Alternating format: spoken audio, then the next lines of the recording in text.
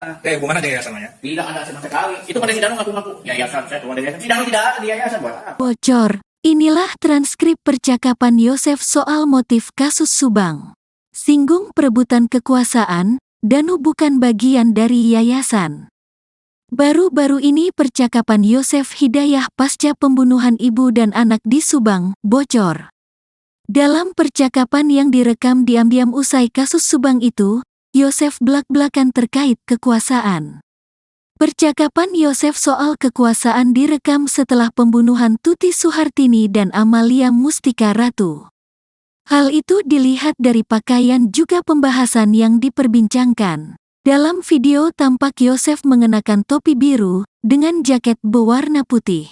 Ia berbicara soal kekuasaan, ingin menggali kekuasaan. Pokoknya dihabisin ini, yang ini sama saya diambil, gitu maksudnya, kata Yosef dalam video. Yosef membantah bila pembunuhan Tuti dan Amel berkaitan dengan Yayasan Bina Prestasi Nasional. Tidak ada keterlibatan yayasan, jangan salah.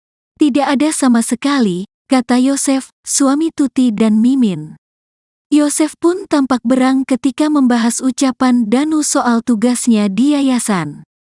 Menurut Yosef, Danu bukan merupakan bagian dari Yayasan Bina Prestasi Nasional. Eta si Danu ngaku-ngaku saya keluar dari yayasan.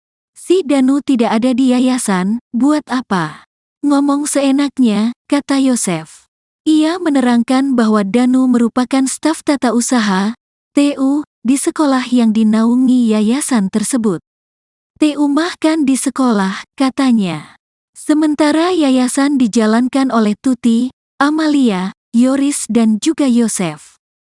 Direktur Reserse Kriminal Umum Polda Jabar Kombes Surawan menerangkan penyidik memang kini tengah mendalami soal yayasan tersebut. Masih kami dalami, katanya. Benar saja, selama penyidikan polisi menemukan sejumlah kejanggalan. Mulai dari dokumen palsu hingga daftar siswa fiktif. Selama penyidikan kami temukan dokumen palsu terkait yayasan ini, terima siswa fiktif, itu masih kami dalami, jelas Kombes Surawan. Sebelumnya Danu juga mengaku mendengar curhatan Yosef Hidayah soal yayasan. Kepada Danu di warung pecel lele, Yosef mengaku kesal karena tak diberi jatah uang dari Yayasan Bina Prestasi Nasional. Sekarang sudah tidak megang yayasan, uang dijatah, kata managing partner ATS Law Firm, Ahid Syaroni. Danu pun kemudian diminta membantu Yosef memberi pelajar pada Tuti. Perlu diingat kembali, setelah pembunuhan ibu dan anak di Subang, jabatan Yoris Raja Amanullah sebagai Ketua Yayasan Bina Prestasi Nasional dicopot oleh Yosef. Pasca kasus Subang, Yosef menjabat sebagai Ketua Yayasan. Sedangkan Yoris menjadi kepala sekolah. Sementara Mimin, istri muda Yosef yang sempat menjadi bendahara yayasan tahun 2009 silam, mengaku tak bekerja. Kegiatan di rumah aja, gak kerja apa-apa, kata Mimin di YouTube Heri Susanto.